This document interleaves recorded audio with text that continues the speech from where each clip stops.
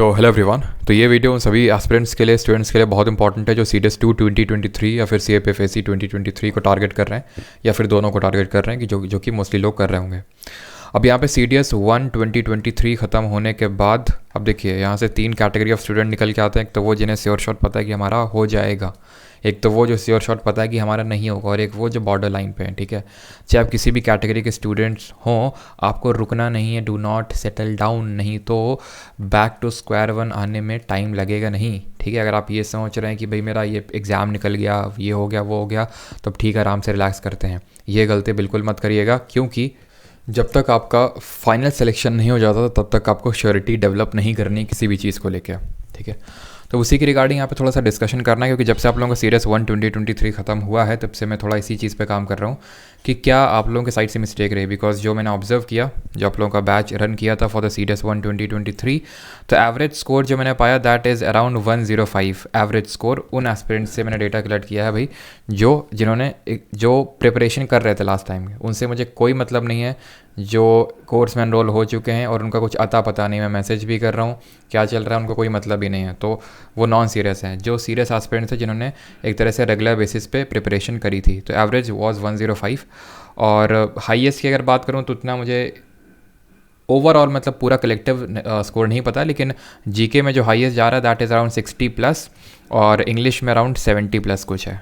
ठीक है, खैर उससे ज़्यादा इम्पॉर्टेंट मेरे लिए ये था कि जिनका नहीं हो रहा, जो सीरियस एस्पिरेंट थे, उसके पीछे का रीज़न मैं जानूँ कि क्यों नहीं हुआ। और कुछ मैंने यहाँ पे रीज़न्स जो हैं निकाले, वो ये हैं जो लर्निंग्स रहे मेरे लिए भी पर्सनली, बिकॉज मुझे भी कॉन्टीन्यूसली इवॉल्व करना है कि भाई और मैं क्या एक्स्ट्रा कर सकता था स्टूडेंट्स के लिए, जिससे कि जो अगर उस एक्स्ट्रा करने की वजह से 2-3 एस्पिरेंट जो सिलेक्ट नहीं हो रहे हैं वो हो जाते, तो उसके लिए मैं क्या कर सकता था। तो जो मुझे लर्निंग्स लगी सीडीएस 1 2023 के लिए, और इसके रिगार्डिंग आपको पता है जिस दिन एग्ज़ाम हुआ था उस दिन भी मैंने लाइव चैट रखा था आपका टेलीग्राम पे, और ये भी मैंने क्वेश्चन किया था कि आपको क्या लगता है, आपके अकॉर्डिंग आपने क्या मिस्टेक किया, फिर मेरे साइड से और मैं क्या इंप्रूव कर सकता था।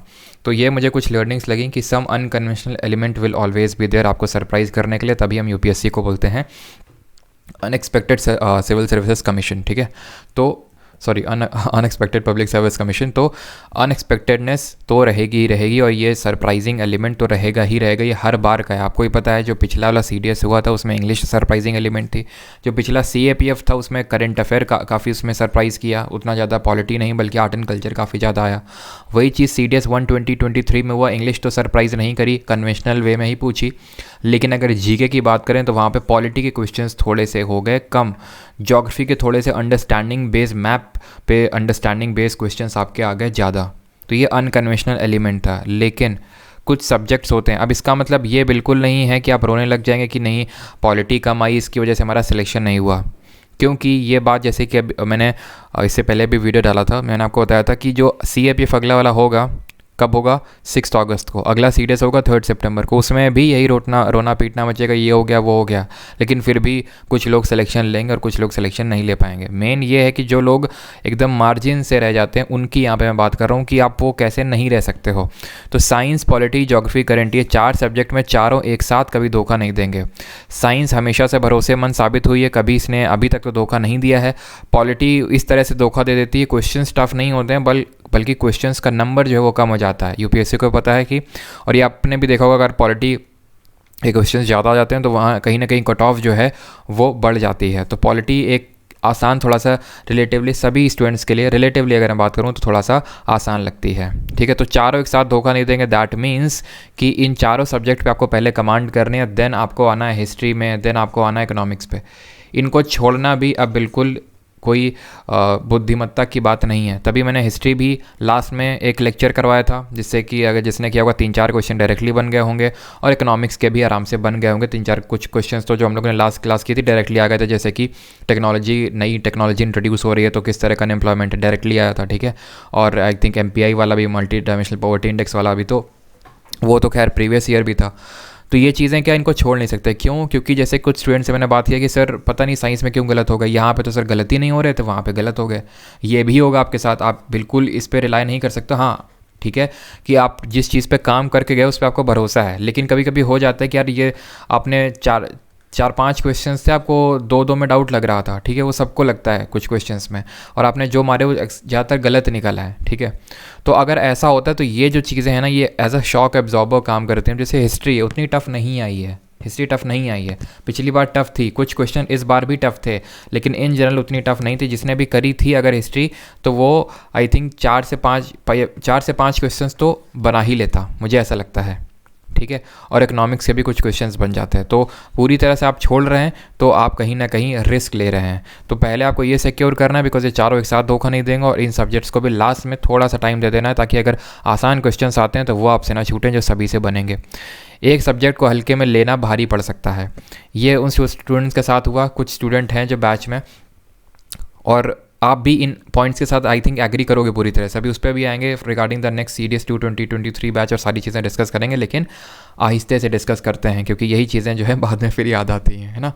तो ये मैंने काफ़ी स्टूडेंट्स के साथ डिस्कस किया, कुछ GK की वजह से थोड़ा सा रह गए, और कुछ इंग्लिश की वजह से रह गए, और जो रहे हैं ना वो हल्के में लेने की वजह से। कुछ स्टूडेंट के साथ ये था कि सर GK में दिक्कत है, GK तो इस बार आपने इम्प्रूव कर दी, लेकिन इंग्लिश की वजह से थोड़ा स्कोर कम रहेगा, और इंग्लिश में वो थोड़ा सा मात खा गए। क्यों सर इंग्लिश को हल्के में ले लिया? हम अंग्रेजी मीडियम के छात्र हैं, हम फीलिंग से करते हैं सवाल को, और हम रूल्स तो बिल्कुल देखेंगे नहीं, हमने तो कसम खा ली है। तो उस चक्कर में होगा क्या, फीलिंग का एक थ्रेशोल्ड होता है, वो वहाँ पे आके ख़त्म हो जाता है, फिर आपको कुछ क्वेश्चन तो रूल से बनाना ही पड़ेंगे। तो इस वजह से एक सब्जेक्ट को अगर आप पूरी तरह से इग्नोर मारेंगे तो फिर आपको यहाँ पर दिक्कत हो सकती है, चाहे वो GK हो चाहे इंग्लिश हो। जैसे कि फॉर एग्जांपल एक स्टूडेंट से मैं बात कर रहा था, तो साइंस उनको टफ़ लगता था। तो साइंस अगर आपको टफ़ लग रहा है, साइंस में आपकी कमांड नहीं है, तो फिर दिक्कत है। ये ऐसे सब्जेक्ट हैं जो कि आपको नंबर दिलाते हैं, यही आपके कमज़ोर हो जाएंगे तो फिर दिक्कत है, ठीक है। तो एक सब्जेक्ट को GK में अगर मैं इन चारों सब्जेक्ट की बात कर लूँ, साइंस, पॉलिटी, ज्योग्राफी, करंट, और इंग्लिश में इंग्लिश की, तो आप या फिर GK और इंग्लिश के कंपेरेटिवली बात करूँ, तो एक सब्जेक्ट को आप पूरी तरह से या फिर बहुत हल्के में नहीं ले सकते हैं, नहीं तो फिर आपको एग्ज़ाम में दिक्कत होगी। ये काफ़ी सारे स्टूडेंट्स के साथ हुआ है। पेपर देखते वक्त प्रेजेंस ऑफ माइंड न रखना, जिसकी वजह से काफ़ी सारे आते हुए क्वेश्चन, जैसे सर साइंस के यहाँ पे तो क्वेश्चन बन जाते थे, लेकिन वहाँ पे गलत हो गए, या फिर वही मैं बता रहा हूँ कि साइंस के क्वेश्चंस नहीं बन पाए, ठीक है, पॉलिटी के क्वेश्चंस आते हुए गलत कर दिए। तो ये सब तभी होता है जब आपका प्रेजेंस ऑफ माइंड नहीं होता। जैसे वही मैं बात कर रहा था, तो इंग्लिश में 68 to 70 मार्क्स हैं, अच्छे मार्क्स हैं, लेकिन अगर GK में वही है कि अगर 35 स्कोर भी आता, 35 प्लस स्कोर भी आ जाता, तो भी आराम से कट ऑफ OTA का क्लियर हो सकता था। बट वही हुआ कि GK में थोड़ा सा फंबल कर गया, और जिसकी वजह से एग्ज़ाम क्लियर नहीं हो पाया। और मैं उन स्टूडेंट्स की बात कर रहा हूँ जो GK में काफ़ी सही थे। जब मैं यहाँ पे 1000 MCQ की सीरीज़ चला रहा था, तो मुझे पता रहता था कि भाई कौन कैसा परफॉर्म कर रहा है, ठीक है। और सभी एंड तक जितने स्टूडेंट रेगुलर थे, सभी अच्छा ही परफॉर्म कर रहे थे। और इन जनरल भी एवरेज स्कोर भी आई थिंक GK में 40 से लेके 45 के बीच में एवरेज स्कोर गया है, ठीक है, 45 के अराउंड एवरेज स्कोर गया। लेकिन अगर जिसका 40 से नीचे स्कोर है, जैसे कि अगर मान लेते हैं 35 इस टाइप का स्कोर है, तो कहीं ना कहीं वो फंबल किए हैं, उनको आती थी चीज़ें, लेकिन वो फंबल किए हैं बिकॉज पेपर अटेम्प्ट करने की स्ट्रैटेजी उनको सही से नहीं पता है। ये तो स्ट्रैटेजी, और दूसरा इसका रीज़न मुझे ये भी लगता है बिकॉज आप लोग जो मॉक्स लगाते भी हो तो वो ऑनलाइन मॉक्स होते हैं, पेपर आपका ऑफलाइन मीडियम में होता है। बहुत डिफरेंस क्रिएट हो जाता है, बिकॉज ऑफलाइन पेपर सामने आपके, नॉट आप एकदम गोला लगा रहे हो, एकदम पूरी तरह से एंगेजमेंट जो लेवल रहता है ऑफलाइन पेपर में, वो काफ़ी ज़्यादा रहता है एज़ कम्पेयर टू ऑनलाइन में। तो वो आपने नहीं लगाए हैं, और वो भी मुझे एक कमी लगती है, जो मैं शायद इस बार कोशिश करूँगा उसको पूरी करने के लिए, ठीक है। बाकी तो ये चीज़ें मुझे लगती हैं। बाकी अगर आपको कुछ और लगता है तो आप ऐड ऑन कर सकते हैं कि सर मेरे साइड से ये कमी मुझे लगती है, बिकॉज कमी जानना बहुत इंपॉर्टेंट है। गरियाना कि भाई ये हो गया, वो हो गया, फलाना हो गया, वो अगली बार भी होगा, उससे कुछ नहीं होने वाला। जो आपके हाथ में है, ठीक है, जो आपके कंट्रोल में है, उसको कंट्रोल करने की कोशिश करेंगे तो ज़्यादा फ़ायदे में रहेंगे आप। अभी बात कर लेते हैं the next CDS2 2023 batch. CAPF-AC का एग्ज़ाम भी लगा हुआ है। 6 अगस्त को पेपर 2 की क्लासेस आपकी स्टार्ट हो चुकी हैं, जैसे कि मैंने आपको पहला लेक्चर दिया विजन IAS का, और मुझे पता है उसके बाद सेकंड लेक्चर नहीं आया, जल्दी आपको देखने को मिलेगा। और थोड़ा सा टाइम दीजिए मुझे, वो कंसिस्टेंसी एक बार डेवलप हो जाएगी, वो फिर नहीं टूटेगी। लेकिन मैंने आपको जो जितना भी मैं आपको कंटेंट दे रहा हूँ, ठीक है, या फिर आगे दूंगा, तो उसको थोड़ा ध्यान से, जैसे फॉर एग्जांपल अगर मैंने आपको बोला कि पेपर 2 में भी आप आंसर राइटिंग मत करिए, अभी कंटेंट को ऑर्गेनाइज करिए, तो उस पर काम करिए फिर, ठीक है। क्योंकि अगर मैं फिर एक वीडियो बनाता हूँ तो कायदे से शिद्दत के साथ बनाता हूँ, तो उस चीज़ को फॉलो करिए, ठीक है। तो ये जो है आपका बैच का नाम, तो पहले नाइट्स बैच है। नाइट्स क्या है? ये एयरफोर्स का एक स्क्वाड्रन का निकनेम है। मुझे पता नहीं वो स्क्वाड्रन कौन सा, मुझे याद नहीं आ रहा, क्योंकि काफ़ी सारी स्क्वाड्रन हैं, तो उसी में से नाइट्स, ठीक है। तो ये है आपका, इसका कोलकाता नाइट राइडर से कोई लेना देना नहीं है, तो ये मत समझिए कि ये IPL से कोई नाम प्रभावित है, ठीक है। तो नाइट्स बैच है आप लोगों का, and that is complete GK और इंग्लिश। और ये फ्री बैच किस तरह से है वो अभी मैं आपको बताने वाला हूँ। Yes, this is a free batch, और ये फ्री टाइप की जो चीज़ है आप कैसे इसका फ़ायदा उठा सकते हैं वो भी मैं आपको बताने वाला हूँ। लेकिन इसमें जीके, कंप्लीट जीके और कंप्लीट इंग्लिश, जीके बना इसे जीके, इसमें पॉलिटी, ज्योग्राफी, हिस्ट्री, आपका साइंस के तीनों सब्जेक्ट्स हो गए, फिजिक्स, केमिस्ट्री, बायोलॉजी, सारा कुछ कवर। और क्वालिटी मुझे बताने की ज़रूरत है नहीं, ये वो एस्पिरेंट बताएंगे जो पिछली बार बैच में थे, वो बताएंगे कमेंट में कि क्वालिटी आप लोगों को क्या मिली। और बाकी तो आप लोग जानते ही हैं पढ़ाने का तरीका, वो मुझे खुद बखान करने की ज़रूरत नहीं है। तभी मैंने कुछ ऐसा नहीं पोस्ट किया कि भाई ये मैं पढ़ाने से आ गया, वो पढ़ाने से आ गया। वही बजाय मैंने इन चीज़ों पे काम किया कि क्या और इम्प्रूव किया जा सकता था, बजाय कि मैं आपको ये बोलूँ कि ये आ गया, वो आ गया, फलाना आ गया, ढिमका आ गया। वो तो तुम्हें खुद ही पता है ना, वो मुझे बताने की क्या ज़रूरत है। ठीक है, बता रहा हूँ, इसका मतलब है कि मैं कहीं ना कहीं खुद इनसिक्योर फील कर रहा हूँ। ठीक है, फिर बता के मैं ये ऐसे हंसते हुए इमोजी डालूंगा ताकि मैं खुद पे भी कॉन्फिडेंस डेवलप कर सकूँ। ऐसे हंसते वाले नहीं, ये वाला हंसने वाला, ये जो हंसता हुआ जो रोता है ना, आंसू, हंसने वाले आंसू निकलते हैं, ताकि मुझे भी जो मेरी इनसिक्योरिटी हो उसको भी थोड़ा सा स्ट्रांगनेस फील हो कि हाँ देखो यार, नहीं पढ़ाया हुआ आया तो है। ठीक है, तो वो चीज़ डिपेंड करती है कि आप कितना कर पाए पेपर में, और ये गलतियाँ जो मैंने निकाली हैं ये कितना आप कम कर पा रहे हो। तो अगले 4 महीने, अगर मैं CAPF की बात करूँ 3 महीने हैं। When it comes to paper 1 of CAPF AC, you know कि 25 क्वेश्चंस को अगर छोड़ दें तो पूरा आपका पेपर, जो आपका जीके का पेपर है CDS वाला, कोई डिफरेंस नहीं है। राइट, उसमें बस मैथ्स 20 क्वेश्चन का आ जाता। पिछली बार तो रीजनिंग बिल्कुल नहीं आया था। ठीक है, लेकिन मैथ्स भी आता तो बहुत नॉर्मल लेवल का आता है, तो वो उसके लिए अलग मैं स्ट्रैटेजी बताऊंगा। पेपर 2 का ग्रामर का अलग वो आएगा, आप उसका चिंता मत करो। बट मेन मैंने आपको पहले ही बता चुका हूँ कि पेपर 1 के जो जीके के वो जो 100 सवाल हैं, 100 से लेकर 105, वो डिसाइड करते हैं कि आप कहाँ पे स्टैंड करेंगे। हाँ, कुछ स्टूडेंट्स के लिए होता है कि कुछ लोगों के लिए होता है भाई पेपर 1 के कट ऑफ जो होता है उसके उससे बस 4-5 नंबर ही ज़्यादा होते हैं, बट पेपर 2 में इतना खींच देते हैं कि वो टॉप 50 में आ जाते हैं। तो वो भाई एक्सेप्शनल केसेस हैं। ठीक है, उस पर हमें वो नहीं जाना है। हमें ये है कि भाई पेपर 1 में चीज़ें सिक्योर करनी है। तो इसीलिए जो मैंने चीज़ सोची है, और क्योंकि फ्री इसलिए भी, ठीक है, फ्री इसलिए भी क्योंकि ये चीज़ मैंने ऑब्जर्व करी थी। जब लास्ट में 30 दिन बचे थे तो काफ़ी सारे स्टूडेंट्स रिक्वेस्ट कर रहे थे CDS एग्ज़ाम में कि सर हमारे लिए थोड़ा कोर्स फ्री कर दीजिए या फिर कोर्स को एक्सेस दे दीजिए। तो लास्ट के 30 डेज़ में मैंने कोर्स का प्राइस जो आई थिंक 2500 था ना, 2500, उसको घटा के मैंने सिर्फ 500 कर दिया। तो मैंने बोला था भाई 30 दिन का एक्सेस ले लो आप। ठीक है, और मुझे ऐसा लगता है कि काफ़ी लोगों को फ़ायदा हुआ होगा। कितने लोग हुए, कितना, वो मुझे मेरे पास डेटा तो नहीं है, लेकिन ये जो मैंने चीज़ ऑब्ज़र्व करी कि उसमें काफ़ी सारे एनरोल हुए उसके बाद स्टूडेंट। तो ये जो मैंने चीज़ ऑब्ज़र्व करी कि शुरुआत में क्यों एनरोल नहीं हुए, प्राइस फैक्टर की वजह रहा होगा एक। ठीक है, तो वही मैंने डिस्कस किया जो आपके इंग्लिश के पुष्पेन सर हैं उनके साथ भी, और पुष्पेन सर का भी कंट्रीब्यूशन काफ़ी रहा है इसमें। जो इंग्लिश में लोगों के स्कोर आए 70-70, क्योंकि लास्ट तक उन्होंने आपको काम किया, छोटे छोटे वीडियोस लास्ट दिन तक डाले उन्होंने, और वो डायरेक्टली स्ट्राइक किए हैं। ठीक है, डायरेक्टली स्ट्राइक किए हैं जो लास्ट में छोटी छोटी जो वीडियोस उन्होंने कॉन्सेप्ट पे डाले थे, क्योंकि उनका जो मेन काम है, देखो फीलिंग तो तुम्हारे पास है ही है फीलिंग, बाकी रूल्स सर से सीख लो जितना वो सर करवा रहे हैं आपको। तो वही है, इस बार जीके और इंग्लिश को और तगड़ा आपको करना है, और ये मिस्टेक्स पे आपको भी और मेरे को भी साथ में मिलकर काम करना है। और ये जो बैच है ये फ्री बैच है, लेकिन इसका चार्ज भी है। फ्री भी है, चार्ज भी है। इसका मतलब क्या है, देखो अब ध्यान से यहाँ पे समझना है जो मैं यहाँ पे बताने जा रहा हूँ। सभी CAPF और CDS के एस्पिरेंट ध्यान से सुनेंगे। ठीक है, इसकी जितनी क्लासेस होंगी दैट विल बी लाइव, जैसे पिछली बार हुई थी। पिछली बार ये क्लासेस सिर्फ और सिर्फ एप्लीकेशन पे हुई थी। ये इस बार क्लासेस YouTube और एप्लीकेशन दोनों पे द सेम टाइम लाइव होंगी, यानी कि कोई भी चाहे तो इनको YouTube पे लाइव आप फ्री देख सकते हैं, अगर आपको ये लगता है। क्योंकि वही मैंने बोला, प्राइस पॉइंट होता है फैक्टर। ठीक है, अगर फैक्टर ना होता तो ये इतने एनरोलमेंट क्यों हो गया लास्ट के टाइम पे। ठीक है, तो वो चीज़ फैक्टर को कम करने का मेरा कोशिश है। पहला कोशिश तो इस तरह से है कि भाई अगर ज़ीरो है, कुछ है ही नहीं देने के लिए, तो आप लाइव क्लासेस का यहाँ पे फ़ायदा ले सकते हो। जो लाइव क्लासेस होंगी पूरी तरह से सभी के लिए फ्री होंगी, फ्री यूट्यूब पे कंडक्ट करवाई जाएंगी। लेकिन इसके बाद रिकॉर्डेड फॉर्म में जो ये सिर्फ और सिर्फ एप्लीकेशन पे अवेलेबल होंगी, रिकॉर्डेड फॉर्म की अगर मैं बात कर रहा हूँ। ठीक है, जितने नोट्स वगैरह हैं रिकॉर्डेड फॉर्म में, नोट्स हो गए आपके, या फिर जो इस बार वीकली आपके टेस्ट होंगे। ठीक है, वीकली जो आपके टेस्ट होंगे वो भी आपके ऐप में होंगे।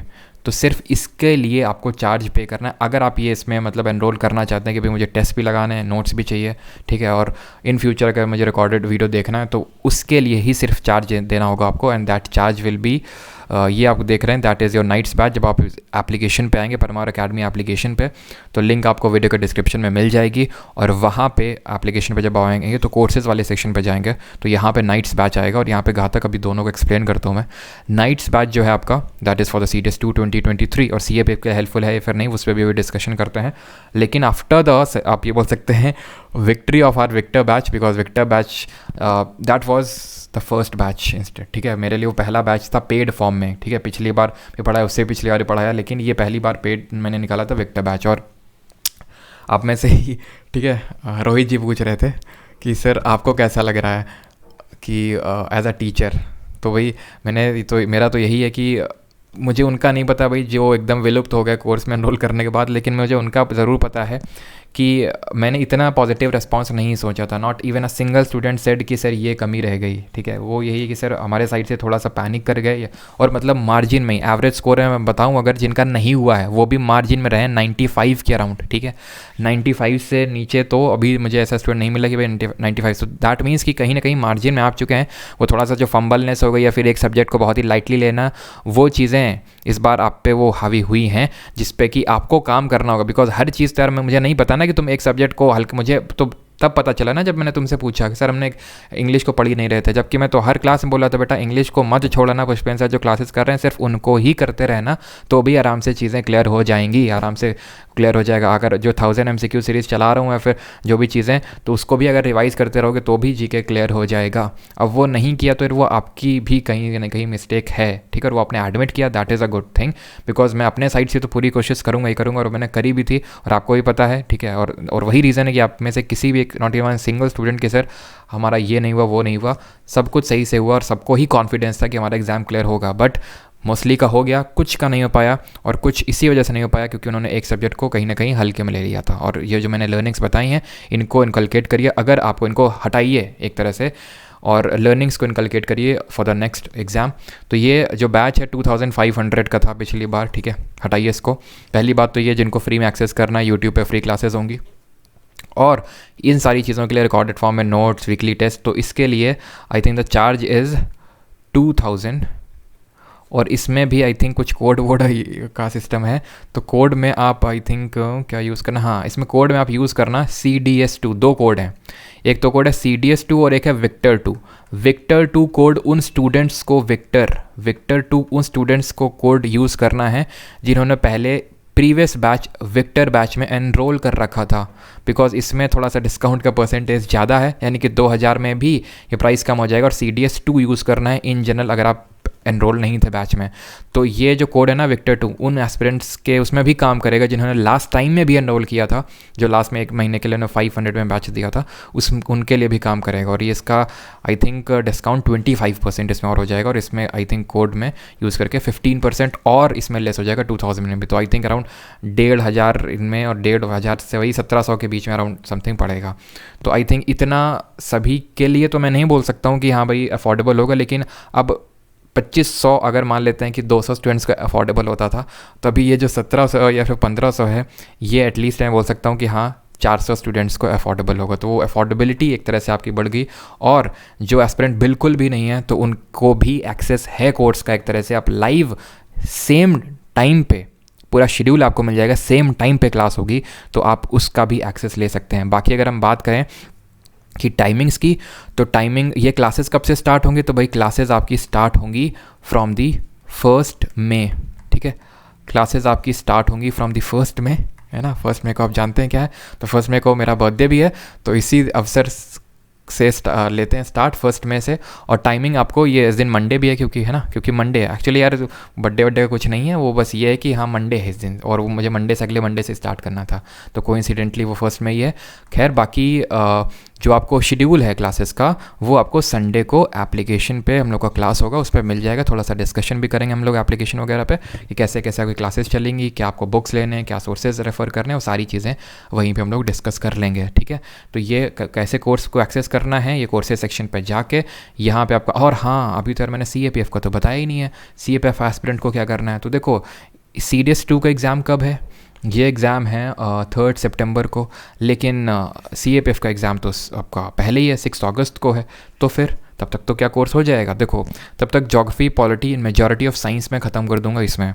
क्यों? क्योंकि यही 3 वो होते हैं, पिलर्स होते हैं। लेकिन हाँ, पूरा कहना ये बात तो गलत होगी कि हाँ भाई 100% ख़त्म हो जाएगा। तो इसके लिए देखो, अगर आपको लाइव ही नहीं, हमें तो लाइव ही पढ़ना है, ठीक है, तो आप नाइट्स बैच में एनरोल कर सकते हो। और अगर आपको चाहिए सारे लेक्चर्स इन दी रिकॉर्डेड फॉर्मेट, ये घातक बैच है आपके लिए CAPF 2023 के लिए। इसमें सारी रिकॉर्डेड क्लासेस हैं आपकी, सब कुछ, यानी कि ज्योग्राफी की भी, पॉलिटी की भी। ज्योग्राफी, पॉलिटी आपकी तीनों साइंस के सब्जेक्ट्स हो गए, और हिस्ट्री भी मैंने मॉडर्न हिस्ट्री करवा रखा है, ठीक है। इसमें मैं एक्स्ट्रा जो मुझे एंशिएंट वगैरह करवाना है थोड़ा सा, वो भी इसमें मैं ऐड कर दूंगा घातक वाले में, ठीक है। ये पेपर 2 के लिए नहीं है, साफ साफ इसमें भी लिख रखा है, मैं पहले बता चुका हूँ। पेपर 2 का जितना गाइडेंस है वो मैं फ्री में यूट्यूब पे प्रोवाइड कराऊंगा। इसका प्राइस कितना है? इसमें भी अराउंड 2500 कुछ दिखाएगा, लेकिन इसमें घातक 23 यूज़ कर लेना, 2500 से 1500 में हो जाएगा, ठीक है। घातक 23, इसमें क्या कोड मैंने बताए थे, इसमें CDS2 in general code use करना है, ठीक है। जो विक्टर बैच में एनरोल थे तो उनको विक्टर 2 यूज़ करना है, ठीक है, विक्टर 2। और सॉरी, इसमें CDS2 नहीं आ रहा, ठीक है। CDS, चलो मैं इसको CDS2 ही कर दूंगा, ठीक है। CDS, हाँ नहीं, CDS2 ही है, ठीक है, बिल्कुल ठीक है, CDS2 ही है, और ये विक्टर 2 है। क्लियर है? तो ये आपके हैं कोड्स। बाकी क्लासेस स्टार्ट होंगी आपके 1 मई से। और मुझे पता है कुछ लोग का हो सकता है कि सर डेमो, तो डेमो यार इसमें तुम जाके देख सकते हो। बाकी तो 1 मई से स्टार्ट हो गई है, बाकी इसमें तुम डेमो जाके देख सकते हो। और बाकी तो जिन्होंने, और बाकी डेमो देखना है तो यूट्यूब पे तो यार लेक्चर्स पड़े हुए हैं, मुझे नहीं लगता कि किसी को डेमो वगैरह चाहिए होगा। बाकी तो सिलेक्शन ही बताएंगे अभी, आने दीजिए। मेन सिलेक्शन नहीं होता है, मेन होता है कि सिलेक्शन का परसेंटेज कितना था, ठीक है, परसेंटेज मैटर्स। तो वो मुझे ऐसा लगता है कि काफ़ी हाई रहेगा इस बार, और स्कोर भी काफ़ी लोगों के अच्छे हैं। जैसे मैंने बताया, जीके में हाईएस्ट जो है वो 60+ के अराउंड गया है, और इंग्लिश में 70+। तो मुझे हाईएस्ट का मैं वो गाना नहीं गा रहा हूँ, बस मुझे ये है जिनका नहीं हुआ है उनको मैं कैसे उस बॉर्डर लाइन को क्रॉस करवा सकता हूँ, वो बस मेरा मेन टारगेट है। जो यहाँ पे है उसका टॉप स्कोर में आ जाए, और जो यहाँ पे बॉर्डर लाइन से नीचे है वो एकदम बॉर्डर लाइन से ऊपर आ जाए। वो कैसे होगा? जब आप भी काम करेंगे गलतियों पर, और मैं भी उन गलतियों पर आपकी काम करूँगा, ठीक है। तो चलिए स्टार्ट करते हैं फ्रॉम द फर्स्ट में। बाकी अगर कोई डाउट है, कोई क्वेरी है, तो you can ask me from in the comment. और आपके लिए मैं नंबर दे रहा हूँ, इसको शेयर मत करना किसी के साथ, ठीक है। 8840286735, ये व्हाट्सएप आप कोशिश करिएगा व्हाट्सएप पे आप भेज दें, क्योंकि शायद कॉल उठेगा नहीं। कॉल नहीं उठेगा तो आप चिंता मत करिएगा, क्योंकि वो कॉल उठता ही नहीं है ज़्यादातर। बस व्हाट्सएप आप कर देना, और व्हाट्सएप पे सिर्फ ये मत लिखना ये बैच, ठीक है, CDS, क्योंकि काफ़ी सारे बैचेस रन करते हैं, इसलिए मुझे पता नहीं चल पाता किस बैच की बात कर रहे हैं। तो इसीलिए आप बैच बता दीजिएगा, CDS की सर, या फिर नाइट्स बैच, या फिर घातक, ताकि मुझे पता चल जाए।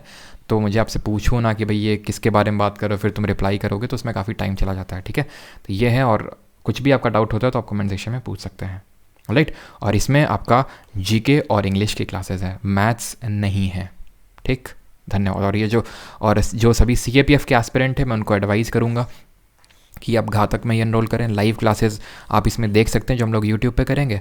बाकी इसमें आप एनरोल करने का फ़ायदा ये रहेगा, एक तो प्राइस भी थोड़ा सा आपको कम पड़ेगा, थोड़ा सा रिलेटिव, उतना ज़्यादा तो कोई ज़्यादा डिफरेंस है नहीं, क्योंकि ये भी अराउंड आई थिंक, अगर आप पहले विक्टर में एनरोल नहीं होंगे तो आई थिंक, या फिर विक्टर या घातक किसी में भी आप एनरोल थे, विक्टर बैच में, घातक में किसी में भी एनरोल थे, अगर इसमें आप विक्टर 2 कोड यूज़ करोगे ना, तो आपका वो कोड अप्लाई होगा और आपको वो जो 25% वाला डिस्काउंट है वो मिलेगा, ठीक है। बट हाँ, उतना ही प्राइस हो जाएगा। लेकिन ये है कि इसमें रिकॉर्डेड फॉर्म में वीडियोज़ हैं, और इसमें कुछ मैथ्स के भी लेक्चर्स पड़े हुए हैं। इसमें ये है एक्स्ट्रा कि इसमें कुछ मैथ्स के भी लेक्चर्स पड़े हुए हैं।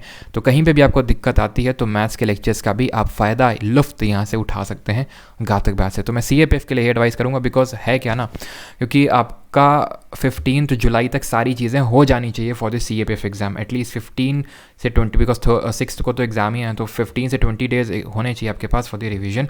तो 15 जुलाई तक तो हो ही जानी चाहिए हर हाल में। तो 15 जुलाई तक मैं तो ये बिल्कुल दावा नहीं कर रहा हूँ कि नाइट्स बैच में 100% चीज़ें हो जाएंगी, बिकॉज ज्योग्राफी हो जाएगा, पॉलिटी हो जाएगा, साइंस का 70% हो जाएगा, फिर भी बच जाएगा। तो इसी वजह से मैं एडवाइस करूँगा कि घातक में एनरोल कर लेंगे। बाकी कुछ भी आपको पढ़ना है, लाइव पढ़ना है, तो आप यूट्यूब पे तो लाइव होगा ही, है ना, तो वो आप कर सकते हो। बाकी कुछ डाउट है तो कमेंट सेक्शन में पूछिए। बाकी मिलते हैं from the 1 May onwards. Thank you.